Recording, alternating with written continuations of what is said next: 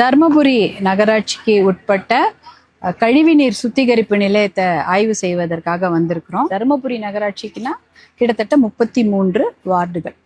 33 வார்டுல 12,000 கிட்ட வீடுகள்னா குடும்பங்களோ இல்லை அந்த பைப்லாம் போறது இல்லைங்களா, அந்த 12,000 கனெக்ஷன் சொல்றாங்களா, அது இருக்கு. 12,000 கனெக்ஷன்ல கிட்டத்தட்ட 5,900 கனெக்ஷனுக்கு மட்டும்தான், அதாவது இந்த கழிவுநீர் சுத்திகரிப்பு பைப்பு போடப்பட்டு அந்த வழியா வரக்கூடிய கழிவுநீர் இந்த சுத்திகரிப்பு நிலையத்துல வந்து, அதாவது 19 வார்டில் இருக்கக்கூடிய 5,900 வீடுகள்ல இருக்கக்கூடிய கழிவுநீர் அந்த டிச்சோ கால்வாயோ அது வழியா வந்து இங்க இருக்கிற சுத்திகரிப்பு நிலையத்துக்கு வருது. இந்த சுத்திகரிப்பு நிலையம் பாத்தீங்கன்னா ஒரு கிட்டத்தட்ட 4,4 லட்சம் லிட்டர் கழிவு நீரை அந்த சாக்கடையை சுத்திகரம் செய்யக்கூடிய அளவுக்கு இது கெப்பாசிட்டி இருக்குது. ஆனா இப்ப நம்ம 5,900 வீடுகள் சொல்றோம் இல்லையா, 5,900 வீடுகளோ கனெக்ஷனோ எதுவா இருந்தாலும் அதுல வராத 19 வார்டுல இருக்கிறது மட்டும்தான். 19 வார்ட்ஸ்ல இருக்கக்கூடிய இந்த சாக்கடை 5,900 வீடுகள்ல இருந்து வரக்கூடிய இந்த சாக்கடை நீர் இந்த சுத்திகரிப்பு நிலையத்துல வந்து சுத்திகரம் பண்ணி வெளியில போகுது. இதுக்கு ஒரு 3 டெக்னாலஜி வச்சிருக்கிறாங்க. அதாவது முதல்ல அந்த சகதியை பிரிக்கிறது, அதுக்கப்புறம் அந்த சகதியை பிரிச்சு அந்த தண்ணியை இன்னொரு ஒரு தொட்டியில 2 தொட்டியில தேக்கி அந்த தொட்டியில நுண்ணு உயிர்கள் போட்டு, பாக்டீரியா நுண்ணுயிர்களை போட்டு அந்த சகதியை அந்த நுண்ணுயிர் பாக்டீரியா சாப்பிட்டுட்டு நல்ல ஆக்சிஜன் வந்து பபுளா வருது. ஆக்சிஜன்ன்றது அந்த பிராணவாயு, அது சுத்தி இருக்கிற ஆக்சிஜனோ இல்லை கீழே இருக்கிற பிராணவாயு மூலமா நல்ல தண்ணியா ஆக்கி இன்னொரு வழியா வெளியில கொண்டு வராங்க. அதுக்கப்புறம் வெளியில வந்தப்புறம் அதில் குளோரின் கீரின் சேர்த்து அதை சுத்தம் பண்ணி திருப்பி கொண்டு போய் சனத்குமார் நதியில கலக்குறாங்க. இதுதான் இதோட வேலை. அப்படி யோசிச்சு பாருங்க, இருக்கிற 33 வார்டுல 19 வார்டுல இருக்கக்கூடிய வீட்டுல இருக்கக்கூடிய சாக்கடை தண்ணி மட்டும்தான் இங்க ப்ராசஸ் ஆகுது. எது? தர்மபுரி சுத்திகரிப்பு நிலையத்துல. மிச்சம் இருக்கக்கூடிய 14 வார்டு இருக்கக்கூடிய 5,500 கனெக்ஷன் வீடுகளோ குடும்பங்களோ பிளாட்டுங்களோ எல்லாமே இருக்குன்னா அந்த தண்ணி எங்க போகுதுன்னா அதுவும் சனத்குமாருக்கு தான். சனத்குமார் நதிக்கு போகுது. என்னது? ராமக்கால் ஏரிக்கு. இப்ப ராமக்கால் ஏரிக்கு போகுது. அதாவது இங்க சுத்திகரம் பண்ண தண்ணிய சனத்குமார்ல போகுது. அதே போல இந்த சுத்திகரிக்கப்படாத மிச்சம் இருக்கிற தண்ணி பாருங்க 14 வார்டுல இருக்கு, அதுவும் திருப்பி இங்கேதான் இந்த இதுக்கும் ராமக்கால் ஏரிக்கும் போயிட்டு இருக்கு. அப்பனா நீர்நிலைகளுக்கு சாக்கடை தண்ணி தான் போயிட்டு இருக்கு. சாக்கடை தண்ணியை நல்ல நீர்நிலைகளில் கலப்பது என்பது சட்டப்படி குற்றம். அத எந்த ஒரு கவர்மெண்டோ நகராட்சியோ ஊராட்சி பேரூராட்சி செய்யக்கூடாது. ஆனால் இந்தியாவில் இருக்கக்கூடிய எல்லா ஊர்லயும் பாத்தீங்கன்னா நீர்நிலைகள்ல சாக்கடை தண்ணீர் கலப்பது என்பது சர்வ சாதாரண விஷயம். அதுல தர்மபுரியும் விலக்கில்ல. நகராட்சியின் நிர்வாகத்துல என்ன பண்றாங்க, சாக்கடை தண்ணியை கொண்டு போய் நல்ல தண்ணியில கலக்குறாங்க. அது சட்டப்படி குற்றம். இந்த குற்றத்தை எல்லாரும் செஞ்சுட்டு இருக்கிறாங்க தர்மபுரி நகராட்சி உட்பட்ட. அப்படி பாத்தீங்கன்னா ஃபைன் போட்டிருக்கிறாங்க. யாரு? நம்மளுடைய மாசு கட்டுப்பாடு வாரியம் ஃபைன் போட்டிருக்கிறாங்க. ஏதோ 3.5 லட்சமோ 4 லட்சமோ ஃபைன் போட்டிருக்கிறாங்க. இது வரைக்கும் அதுவும் கட்டப்படல. ஃபைன் போட்டு நீங்க கழிவு நீரை கொண்டு போய் நல்ல தண்ணியில கலக்குறீங்க, அதனால அதை தடுத்து நிறுத்தணும்னு ஃபைன் போட்டிருக்காங்க. ஆனா அதை ஃபைன் கட்டல. அதுக்கு என்ன ஒரு திட்டத்தை கொடுத்துருக்குறாங்கன்னா, இப்போ இதே பகுதியில இன்னொரு சுத்திகரிப்பு நிலையத்தை கட்டுறாங்க. அது பாத்தீங்கன்னா இதை விட கொஞ்சம் பெருசு. 5 லட்சம் லிட்டர் சாக்கடை எம்எல்டி, அதாவது million litre per day. 5 something வச்சுங்களேன், 5.2 எம்எல்டினா 5.2 மில்லியன் லிட்டர் பர் டே. அதாவது 5 லட்சத்தோ 5.5 லட்சம் லிட்டர் சாக்கடை தண்ணிய சுத்திகரிப்பு செய்யறதுக்கு இன்னொரு சுத்திகரிப்பு நிலையம் கட்டிட்டு இருக்கிறாங்க. 2 வருஷமா கட்டுறாங்க. இன்னும் 2 வருஷத்துல முடிச்சிருவோங்கிறாங்க. அப்படி பண்ணா இங்க 19 வார்டு தண்ணி சுத்திகரிப்பு நிலையம் இருக்கு, சுத்திகரிப்பு பண்ணி போகும். ஒரு பழைய சுத்திகரிப்பு நிலையம் மூலமா புதுசா உருவாக்கப்படுற அந்த சுத்திகரிப்பு நிலையத்துல இன்னொரு அந்த மிச்சம் இருக்கிற 14 வார்டு தண்ணி சுத்திகரிப்பு செய்து அது நல்ல தண்ணியா வெளில போகும். இதுதான் பண்ணணும். அப்போ கிட்டத்தட்ட பாதிக்கு பாதி கழிவு நீர் தான் கலந்து கொண்டு இருக்கிறது நம்ம தர்மபுரி மாவட்டத்தில் இருக்கக்கூடிய நல்ல ஏரிகள்ல. இதான் இன்னைக்கு நடந்துட்டு இருக்குது. அதனாலதான் தருமபுரி மாவட்டத்துல எங்கேயுமே இருக்கிற டவுன்ல எங்க பார்த்தாலும் ஸ்மெல்லு, எங்க பார்த்தாலும் துர்நாற்றம், எங்க பார்த்தாலும் தெருவிலேயே சாக்கடை ஓடுது, கொசு வருது, குழந்தைங்களுக்கு அடிக்கடி உடம்பு முடியாம போகுது, பெரியவங்களுக்கு மூச்சு திணறல் போடுற எத்தனையோ வியாதிகள் வர்றதுக்கு காரணம் சாக்கடை நீர் தருமபுரி மாவட்டத்துல அப்படியேதான் இருக்கு. சுத்திகரம் பண்ணி அனுப்புறது கொஞ்சம், மிச்ச பாதி சுத்திகரம் பண்ணாம தண்ணியில கலக்கிறது தான். இதுல இன்னொரு குறை என்ன சொல்றாங்க பொதுமக்கள் இந்த பகுதியிலனா, இது இந்த சுத்திகரிப்பு நிலையம் இருக்கக்கூடிய இடத்துல சுற்றி ஒரு 10 ஊர் இருக்கு. அங்கே விவசாயம் பண்ணிட்டு இருந்தாங்க, பண்ண முடியல. இந்த சுத்திகரிப்பு நிலையம் இருக்கிறதுனால நிறைய துர்நாற்றம். இன்னைக்குதான் வேலை நடக்குது, எல்லா நாளும் அங்கே வேலை நடக்கலை. சுத்திகரிப்பு நிலையத்துல வந்து தினமே வந்து வேலை நடக்கலை அப்படின்னு சொல்றாங்க. அதாவது சுத்திகரிப்பு நிலையத்துடைய வேலை என்ன? தண்ணியை சுழற்சி முறையில சுத்தி அதுல நுண்ணுயிர் பாக்டீரியா கலந்து அதை நல்ல தண்ணியா மாத்தி குளோரின் கலந்து விடணும். ஒரு கிட்டத்தட்ட 3 நாடு அடுக்கு ப்ராசஸ். இந்த ப்ராசஸ் இவங்க பண்றது இல்ல, இன்னைக்குதான் பண்றாங்க, இல்ல யாரா வந்தா பண்றாங்க, ஒரு வாட்டியோ 2 வாட்டி பண்றாங்கன்றாங்க. நம்ம அதிகாரிகளை கேட்டா அவங்க சொல்றாங்க தொடர்ந்து பண்ண முடியாது.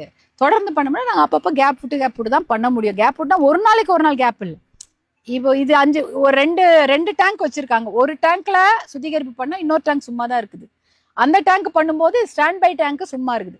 Main tank standby tank இப்படிதான் சொல்றாங்க. அப்படிதான் நாங்க பண்றோம்ன்றாங்க. இருந்தாலும் இதுல இருக்க மக்கள், பொதுமக்களுடைய குற்றத்தை அவங்க குற்றம் சுமத்துறாங்கன்னா அதுல உண்மை இல்லாமல் இல்லை.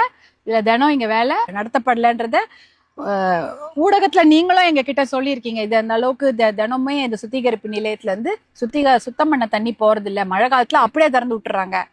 கெட்ட தண்ணி அப்படியே இருட்டோட இருட்டா, வெள்ளத்தோட வெள்ளமா, நல்ல தண்ணியோட நல்ல தண்ணியா, மழை தண்ணியோட மழை தண்ணியா, சாக்கடை தண்ணி தான் கலக்குதுன்றாங்க. மழைன்றது ரொம்ப ரேர் தான் வச்சுங்களேன், எப்பயாவது தான் நம்ம தருமபுரியில பெய்யுது.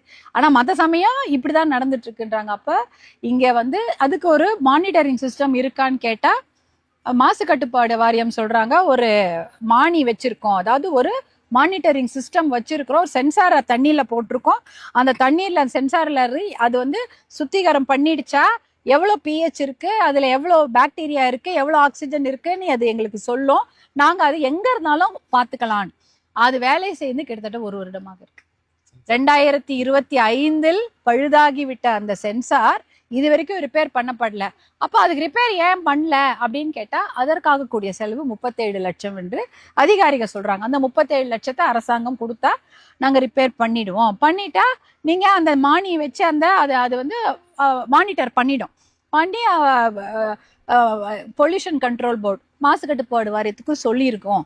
ஆனா வந்து அது இப்ப இல்லை அப்படின்றாங்க. இப்படி பாத்தீங்கன்னா சுத்தி சுத்தி சுத்தி சுத்தி சுத்தி இதனால அது, அதனால இது, இதனால அது, அதனால கடைசியில பாத்தீங்கன்னா அது ஒரு பெரிய விஷய சைக்கிள் மாதிரி.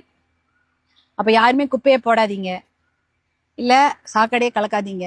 எப்படி பண்ண முடியும்? மக்கள் வந்து இருக்கிறாங்க, இவ்வளவு எத்தனை லட்சம் மக்கள் இங்க இருப்பாங்க தருமபுரி இல்ல பாத்தீங்கன்னா. இப்ப டவுன்ல மட்டும் அவ்வளவு பேர் இருக்காங்க. அவ்வளவு பேர் போடக்கூடிய அந்த கழிவுகளோ சாக்கடை எங்க போகும்? நல்ல தண்ணி தான் போயிட்டு இருக்கு. இப்ப கூட சுத்திகரிப்பு நிலையத்துல இருந்து வெளியேறப்படுற தண்ணியில பாத்தீங்கன்னா நல்ல தண்ணிய கிளீன் பண்ணி விடுறாங்க பாருங்க.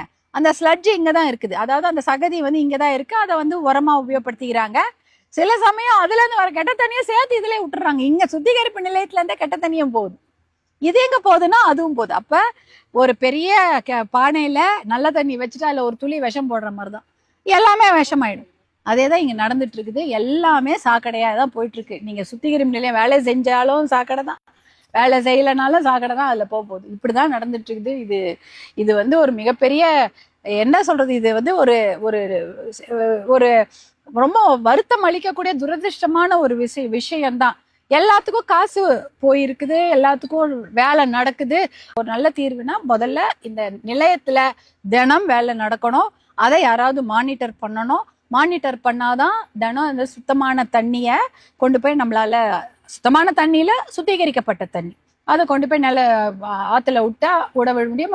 ஆத்துல கலந்தா அது விவசாயத்துக்கோ இல்ல ஆடு மாடுகளுக்கோ மற்ற நீர் தேவைகளுக்கு அதை நம்ம உபயோகப்படுத்திக்கலாம். இப்ப ஏற்கனவே உடஞ்சு போயிருக்கலையா பைப்பு, அதெல்லாம் டம்மி பண்ணிட்டு இப்ப புதுசா பைப் போட போறோம்னு சொல்லியிருக்காங்க. இந்த 3.8 லட்சம் லிட்டர் தண்ணி சுத்திகரிக்கப்பட்டு இந்த சேறு தனியாகவும் தண்ணி தனியாகவும் பிரிக்கப்பட்டு சுத்திகரிக்கப்பட்ட நீர் ஆற்றில் கலக்கிறதா என்பதை மானிட்டர் பண்ணணும். அதுக்கு என்ன சிஸ்டம்ன்றத நாங்க யோசிக்கணும். நன்றி. காவேரி விவகாரத்துல வந்து இப்ப எல்லா கட்சியும் அறிவிச்சு பண்ணிட்டு காவேரி, அதாவது எல்லா கட்சியும் போராட்டம் இப்ப வந்து தேமுதிக திமுக எல்லாம் போராட்டம் முதல்ல வந்து பாமக பண்ணிட்டு இருக்கு. இதனுடைய நிலைப்பாடுகள் எந்த அளவுக்கு போயிட்டு இருக்குது என்ன? அதை நீங்க பாத்தீங்கன்னா மேகேதாட்டு அணை கட்டக்கூடாது என்பதும் காவிரி நீரை நம்ம வந்து காப்போம் என்ற ஒரு நிலைப்பாட்டை பாட்டாளி மக்கள் கட்சி வெகு காலமாக. இன்றைக்கு தான் மேகதாட்டு பத்தி எல்லாரும் பேசிட்டு இருக்கிறாங்க. ஆனா காவிரி காப்போம், கரம் கோப்போம், காவிரி காப்போம், கரம் கோப்போம், தாமிரபரணியை காப்போம், கரம் கோப்போம், பாலாற்றை காப்போம்னு எத்தனையோ நடைபயணங்களையும் பயணங்களையும் மருத்துவர் அன்புமணி அவர்கள் கடந்த 10 ஆண்டுகளாக 2017 இருந்து செய்து கொண்டிருக்கிறார்கள். பசுமை தாயகம் மூலமாகவும் பாட்டாளி மக்கள் கட்சி மூலமாகவும். இந்த மேகதாட்டு அணை எப்பேற்பட்ட பிரச்சனை, அதனால் தமிழ்நாடே பாலைவனமாகும் என்ற அபாயத்தை முதலில் தமிழ்நாட்டுக்கு தெரிவித்தவரே மருத்துவர் அன்புமணி அவர்கள் தான். இல்லைன்னா அதை பத்தி யாரும் பேசியிருக்கு போல, அது தீர்மானமா ஏதோ சட்டமன்றத்துல ஏற்றிட்டாங்கன்னு எல்லாரும் சும்மா இருந்திருப்பாங்க. ஆனா மேகதாட்டு என்பது மிகப்பெரிய பிரச்சனை, நமக்கு சாப்பாட்டுக்கும் குடி தண்ணீருக்கும் மிகப்பெரிய பிரச்சனை ஏற்பட போகிறது என்ற விஷயத்தை முதலில் தமிழ்நாட்டுக்கு தெரிவித்தவர் மருத்துவர் அன்புமணி அவர்கள் தான்.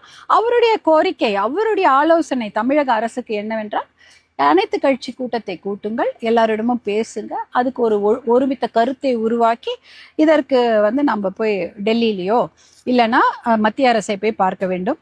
அதை விட முக்கியமான விஷயம், சட்ட முன்னெடுப்புகளை செய்ய வேண்டும்.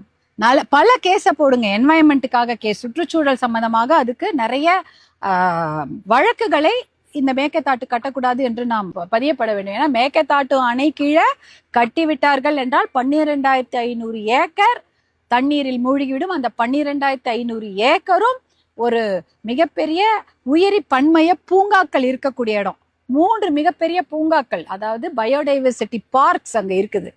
புலிகள் காப்பகம் இருக்கிறது, காவேரி வைல்ட் லைஃப் சாங்சுவரி அங்க இருக்கிறது, அப்புறம் அந்த மாதிரி நிறைய பிலிகிரி வனவிலங்குகள் காப்பகம்லாம் அங்க இருக்கு.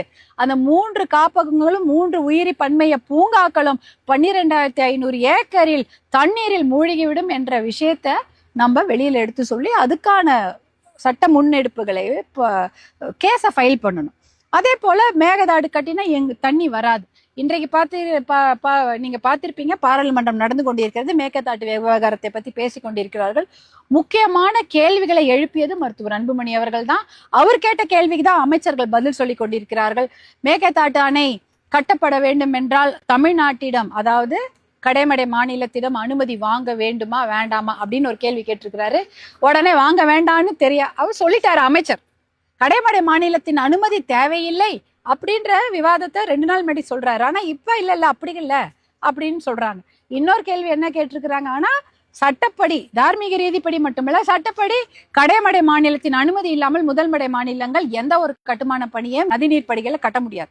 அதனால அது அமைச்சர் சொன்ன தகவல் அது உண்மைக்கு புறமான ஒரு தகவல். அடுத்தது இன்னொரு கேள்வி, துணை கேள்வி நிறைய எழுப்பியிருக்கிறாரு. அந்த கேள்வியில டிபிஆர், டீடைல் ப்ராஜெக்ட் ரிப்போர்ட், அதாவது விரிவான திட்ட மதிப்பீடு அறிக்கையை கர்நாடக அரசு எடுப்பதற்கு அனுமதி மத்திய அரசாங்கம் வழங்கிவிட்டதா? இதே டிபிஆர், டீடைல் ப்ராஜெக்ட் ரிப்போர்ட்டை எடுப்பதற்கு காவிரி நதிநீர் ஆணையமோ உச்ச நீதிமன்றமோ கர்நாடக அரசு அனுமதி வழங்கி இருக்கிறதா என்று கேட்டால், இன்றைக்கு அந்த நீர்வளத்துறை இணையமைச்சர் பதில் சொல்லியிருக்காரு, நேற்றே சொல்லிட்டாரு.